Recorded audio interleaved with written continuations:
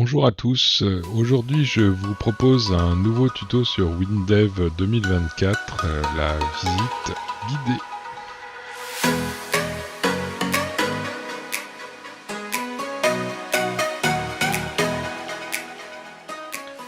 Alors commençons par regarder où se trouve l'outil visite guidée dans WinDev. Alors nous sommes là sur le panneau d'accueil.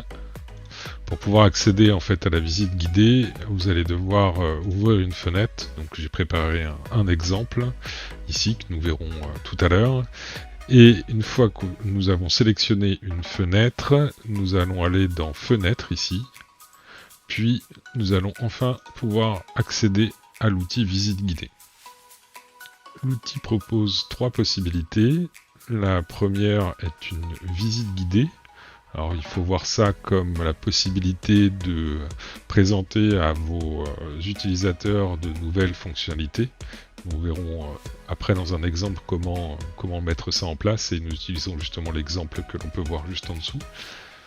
La seconde est la création d'une utilisation guidée. C'est légèrement différent puisque vous allez pouvoir aider votre utilisateur à saisir de l'information et à passer d'étape en étape pour pouvoir par exemple remplir un formulaire complet.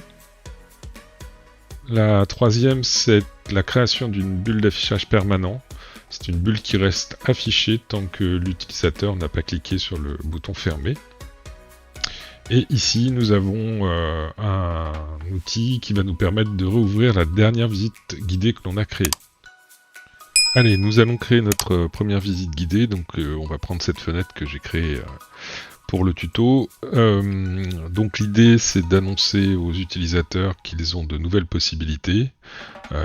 Que dans l'application, on viendra ajouter par exemple la gestion des plats, la gestion des boissons et la gestion des achats. Pour ça, deux possibilités, on verra par la suite, mais soit on lance la visite guidée dès l'ouverture de la fenêtre, soit tout simplement on crée un bouton, et si l'utilisateur a besoin de revoir un peu les dernières nouveautés, eh bien ça lancera la visite guidée. Allez, on va lancer l'assistant, créer une visite guidée. Voilà l'assistant qui apparaît.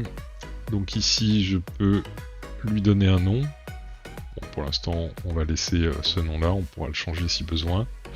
La version, c'est la version 1, on n'y touche pas.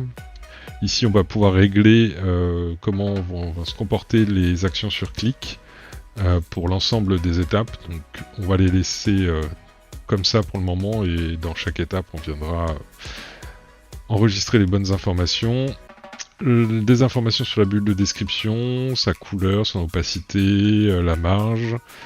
Une information aussi qui peut s'appliquer à l'ensemble des étapes au niveau des effets autour du champ, ce que l'on voit à cet endroit-là. Et ici, la gestion de la mise en évidence des champs. Donc ça, c'est pareil, on le fera dans les différentes étapes. Alors, notre première étape. Première chose, nous allons choisir le champ à mettre en évidence. Alors c'est assez simple, on clique ici et on sélectionne le champ. Vous voyez, il a bien sélectionné mon bouton numéro 5 et je fais OK. L'assistant se réouvre et ici je vais pouvoir indiquer le texte à afficher. Donc là j'avais mis un texte sur 2 lignes, il a repris le texte libellé du bouton, mais comme il est sur 2 lignes, ici il y a une partie qui apparaît pas, donc je fais ça. Voilà, je vais laisser ça pour l'instant.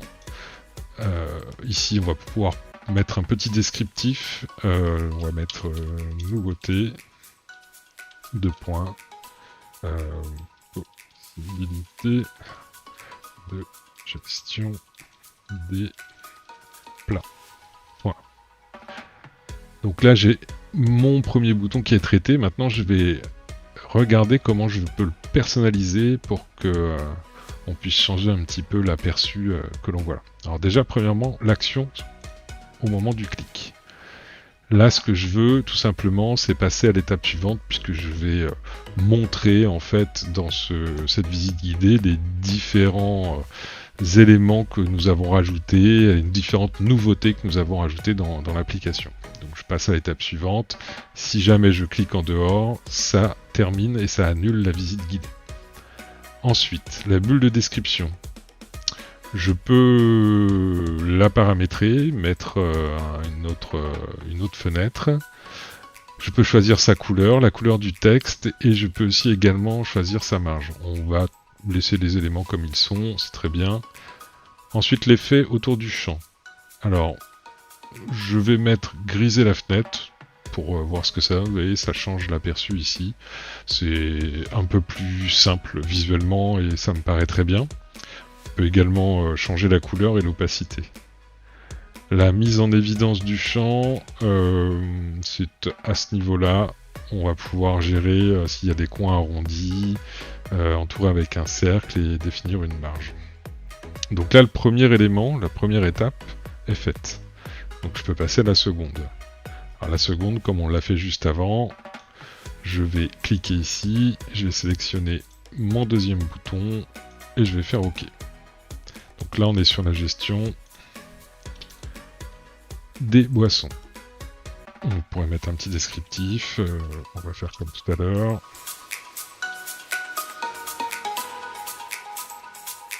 Voilà. L'action sur clic. Donc je clique, passer à l'étape suivante. Ça c'est parfait, la bulle c'est OK. L'effet autour du champ, je vais le changer pour que tout soit homogène. Et je vais passer à la troisième étape. Je sélectionne donc le dernier bouton et je fais OK. Également ici, nous allons faire ceci et dans la description, nous allons marquer nouveauté, possibilité de gérer les achats. On applique les options personnalisées, parfait pour ça. Ici, je vais changer juste la fenêtre grisée et tout me semble OK. Donc là, j'ai deux possibilités. Soit je valide en faisant OK, soit je fais tester. Là, la première chose que l'on va faire, c'est on va tester, voir ce que ça donne. Donc, vous voyez, dès que la fenêtre a été lancée, ma visite guidée s'est lancée en même temps. Donc je me retrouve à présenter les dernières nouveautés de l'application et l'utilisateur en faisant suivant va pouvoir passer en fait d'étape en étape les étapes que nous avons tout simplement gérées ici dans l'assistant. Il va faire suivant et une fois qu'il va arriver à la dernière étape, on va lui proposer un bouton terminé pour quitter en fait la visite guidée. Au final, je vais valider. Je vais donc lui dire de remplacer le code et je vais aller voir ici, j'ai de nouvelles procédures qui se sont créées. Alors celle-ci c'est celle que j'avais créée pour la démo, mais ça c'est celle que l'on vient de créer. Donc si je double-clique dessus, vous voyez qu'en fait il a généré carrément le code de la visite guidée. Donc on peut le parcourir et si on voulait, on pourrait très bien le modifier. Je crois que d'ailleurs j'ai fait des petites erreurs dans les textes. Voilà, ici, je peux modifier ça. Allez, pour terminer cette première partie, nous allons retourner sur la fenêtre. Tout simplement, on va utiliser ce bouton. On va rajouter dans son code le fait de lancer la procédure qui correspond à la visite guidée que nous venons de créer. C'est celle-ci. Et ensuite, nous allons faire un petit test de la fenêtre pour voir comment ça fonctionne. Ah oui, je me suis fait avoir, je n'ai pas supprimé les visites guidées qui étaient dans la fin d'initialisation de la fenêtre et qui se lançaient dès le début. Voilà, c'est fait. Allez, on reteste. Donc voilà, j'ai ma fenêtre qui s'ouvre. Rien ne se lance pour l'instant. Et puis tout simplement, je clique sur le bouton et là j'ai la visite guidée qui apparaît. Voilà, la première partie de ce tuto sur la visite guidée est terminée. Je vous prépare un prochain tuto sur l'utilisation guidée qui est légèrement différente. On ira certainement plus vite puisqu'on a déjà vu pas mal d'éléments avec cette première vidéo. Donc j'espère vous retrouver bientôt sur ma chaîne. Merci, au revoir.